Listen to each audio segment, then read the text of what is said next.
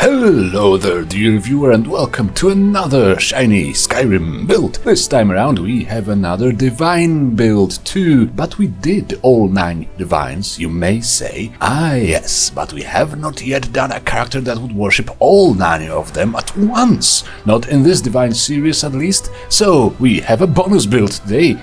Yay!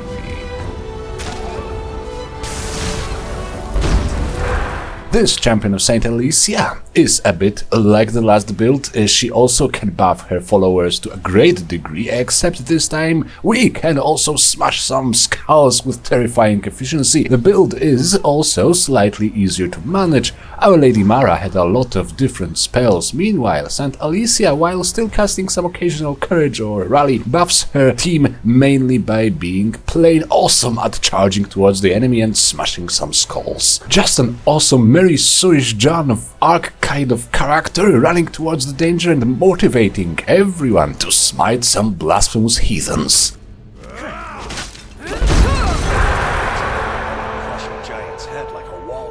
So I'm afraid my general roleplay idea may come off as a little bit generic. She's a simple peasant girl but destined to do great things, with vivid imagination and prophetic dreams, making her a bit of an outsider, a village weirdo in her childhood at least, but slowly proving to the world there is much more to her and to her dreams than just some adolescent messiah complex.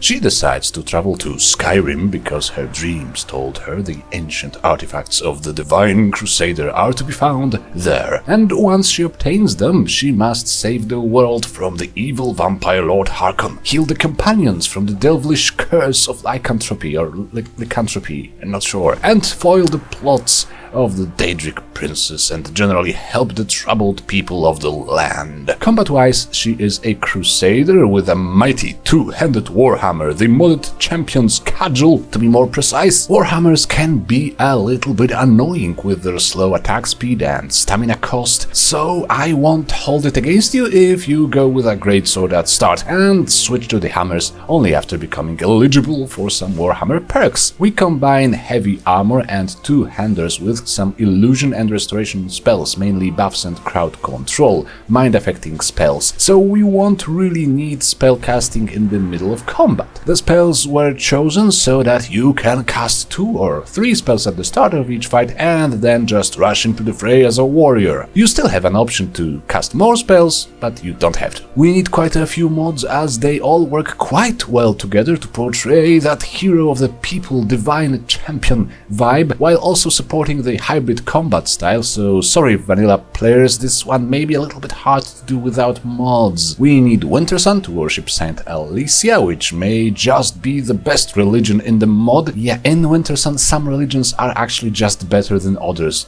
Deal with it. Then we want Imperious races. Imperials in this one are probably the best for both hybrid characters and the leader kind of characters, so we have to do it. We're gonna have to do this. Then, for the perks, we have Ordinator, Vokrii and Vokrus, all 3 of them in this exact order. This essentially grants us Vokrii with some extra perks, some perks that will make us inspire followers while sprinting and by planting a banner somewhere near a fight. Reliquary of Myth does weird things to the champion's cudgel, the unique warhammer that you can find in South Solstheim in a certain fort known from older Elder Scrolls games. Kills performed with this weapon will improve all attributes of all your allies. It's a wide-range rally spell essentially triggered with each kill. Unfortunately, it may also sometimes apply to your enemies. Fortunately, the total amount of buffs and boons you are going to grant to your actual friends will totally outpace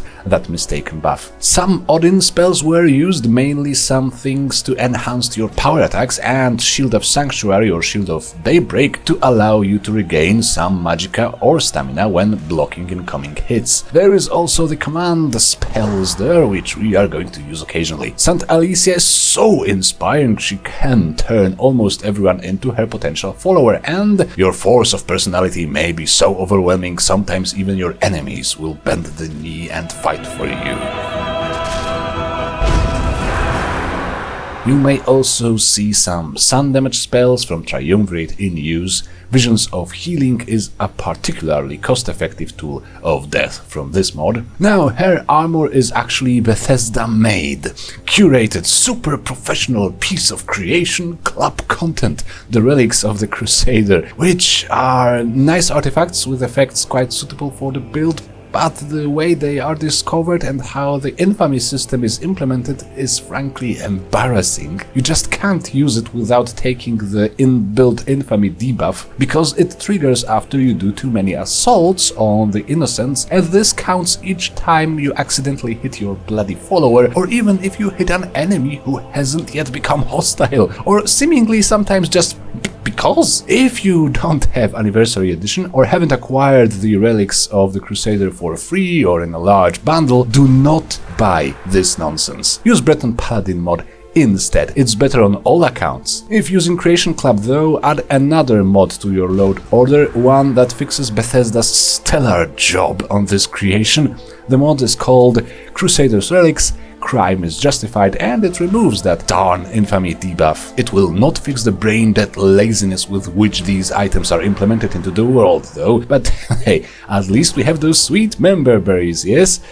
And yes, also remember about the Odin Vokrii compatibility patch. It is somewhat important. There are 2 perks, I believe, taken that are unique to this patch. Now for the basics. The attributes ratio is 2 magicka to 2 in health to 1 stamina. That's a bit unfortunate since both our stamina and magicka consumption may require more than this. Luckily, our race and our devotion to Saint Alessia will both fix this problem in some interesting ways. The race is Imperious Imperial. It's utterly perfect. First off, it grants you the ability to increase an attribute and a resistance, and hybrid characters could really use such buffs. I choose to improve stamina by 50 points, frost resistance by 50%, and increase two-handed and restoration skills by 20 points. You will also need to accept a debuff to 2 other skills for something you most obviously won't use, like light armor and one-handed. You will also have Imperial Virtues, increasing your regeneration of a random attribute by 100%. It triggers each time combat starts. You will be quite flexible in terms of combat styles then. You may choose to focus more on spells, both for damage and mind control, if you roll the magicka regeneration buff. Or if it's stamina, you can just cast some self-buffs like Hollowed Strikes and Troll's Blood, take out your cudgel and charge into the fray. There is another extremely suitable boon for Imperious Imperials, the Discipline ability, which enhances attack damage and armor of nearby allies. And yet another boon, a daily power which you will acquire after completing 20 quests. The power of Colovian Star. It will heal your magicka and stamina and fortify it by the amount healed. This is a game changer in any fight where you struggle with the spending of these 2 attributes. So the race itself will fix a lot of the attribute allocation problems and fittingly empower and inspire your followers. And the Saint Alessia worship goes with it like peanut butter and jelly. With the devotee ability, you can turn most non-hostile NPCs into potential followers, whom you can later buff. And even before that, the follower of Saint Alessia ability allows you to activate any of the 9 divine blessings on the fly simply by praying. All these blessings will be improved, which will stack with the blessed perk in restoration. It results, for example, in the Blessing of Julianos granting you 60 extra points of magicka, just enough to allow us to cast some extremely overpowered master level illusion spells. Meanwhile, the Blessing of Zenithar will grant us 25% extra smithing efficiency, which I used obviously for all my gear. And perhaps most importantly, the Blessing of Saint Alessia herself will buff our allies even more, granting them up to 50 points extra armor, so that's 200 with a discipline buff and 10% magic resistance. For the Standing Stone, I opted for Vanilla Atronach. Yeah, not the most inspired choice. Extra 50 points of magicka is going to stack nicely with that enhanced Blessing of Julianos though, and the 50% chance of absorbing spells allows me to forego some resistance enchantments, which is mighty convenient here. The magicka regeneration penalty is going to be a minor inconvenience, quite easy to fix with the Shield of Sanctuary spell. Our main skills are two-handed heavy armor block restoration, illusion and smithing. In two-handed we quite simply want all the Warhammer perks and the crowd pleaser at the top of the branch to get that sweet stackable bonus to the skill, essentially increasing your damage output as fighting unfolds. Warhammer perks will remove some of enemy armor up to 200 points to be more precise and prevent spellcasting for a few seconds after a successful power attack. This can be mighty useful against high-level Draugr, Warlocks and even Dragons. We also take all the power attack perks on the right-hand branch except Rolling Charge. Brutal Fighter is particularly important as it preserves some of your limited stamina. In heavy armor we take Fit and Training, but most importantly the entire left-hand branch, including 2 perks carried by Vokrus from Ordinator. Rallying Standard grants you a daily power, allowing you to place a standard once a day. It will buff your nearby friends and yourself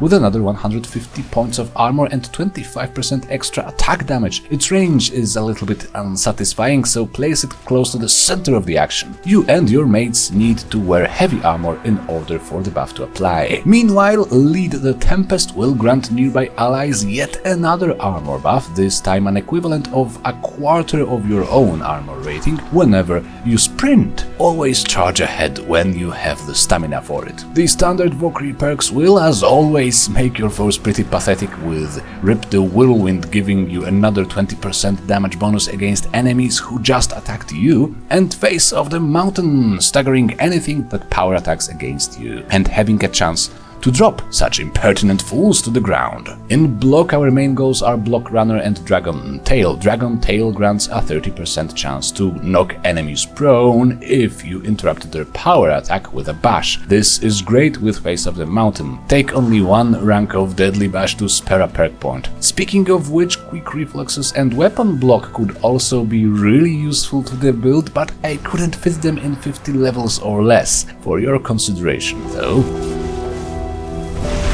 These here restoration perks are all rather essential. Respite is of highest priority as it will help you offset the early stamina spending crisis. Harm and Sun's Judgment will allow you to deal a lot of damage with 2 types of spells, removing the necessity for distraction perks. Sun's Judgment turns Stendarr's aura into an universal, hard-to-resist cloak spell. I mean, can you even make a Crusader in Skyrim without turning them into a bloodthirsty ball of light? I don't think so. Inspire, both ranks are taken, of course, because it means passive healing of our friends, and both ranks of Inner Light will partly fix the Magicka regeneration penalty of the Atronach Stone. Now, Illusion has the perks for all mind-affecting spells, although we mostly focus on Courage and Command. Broken Minds is a perk specific to the compatibility patch between Odin and Vokrii. It enhances all your command spells with extra duration. Mind Thrall is much better. It basically changes one enemy affected by any mind-affecting spell, even the cheapest Calm, into a permanent follower who does not count against the follower limit. So even without any follower mods, you can have 2 useful allies in the field at all times. Splendor is pretty important too. It makes your courage spells more effective. I think it affects your rallying standard too, and the rally spell of the champion's cudgel, but don't quote me on that. And in smithing, we need the arcane blacksmith to be able to improve the Crusader's armor. Pity we can't take more advanced perks, but with the enhanced blessing of Zenithar and some fortified smithing items and potions, you should be able to reach the armor cap regardless.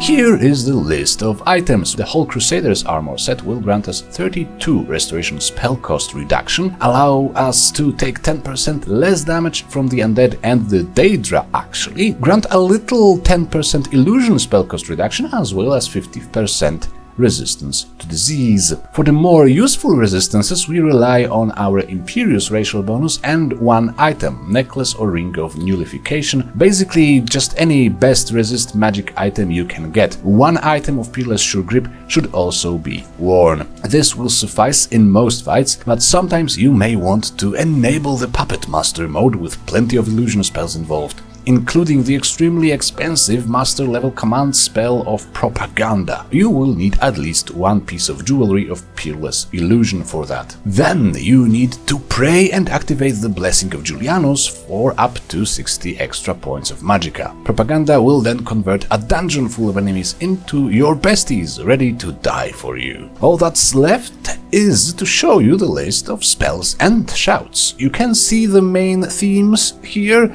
You should start every combat with at least Troll's Blood and Shield of Daybreak to enhance your health regeneration and regain some stamina when blocking. Casting Rally on your teams is also advised, followed with the Battle Fury shout. If you still have some time and magicka to spare, go for Visions of Healing and Stendarr's Aura. You will absorb a lot of health from a random enemy nearby and deal a bit of sun damage to all enemies around you. You may also enhance your power attacks with Blazing or Hallowed Strikes, although you will deal a lot of raw weapon damage, enough in fact to make those power attack spells almost redundant. Now, Saint Alessia was the first Dragonborn that actually achieved something important. Yeah, fuck you, Mirak! So I tried to use shouts quite frequently, even get the Blessing of Talos from my pre-fight prayer from time to time, and so the classic Fus Roda was also used, as well as Bend Will, as yet another mean of instant friendship. Since our magic resistance and spell absorption may sometimes be insufficient to deal with every high-level spellcaster or dragons, remember, become Ethereal Shout too. So let's sum this thing up. What an absolute godsend of a build. She fixes all the problems stemming from her hybrid combat style. She is flexible and versatile like mad. She turns her followers into amazing warriors while having several different means of changing anyone into a temporary or even permanent follower. Everyone can join her crusade hype train. None shall be safe from her ginormous hammer. All will kneel. All resistance will be crushed. None will escape divine justice. And so this video is all over. Remember to be polite to your parents and like the video and subscribe, or this girl will come to your place with her cudgel. We will see each other again, guys. Bye bye.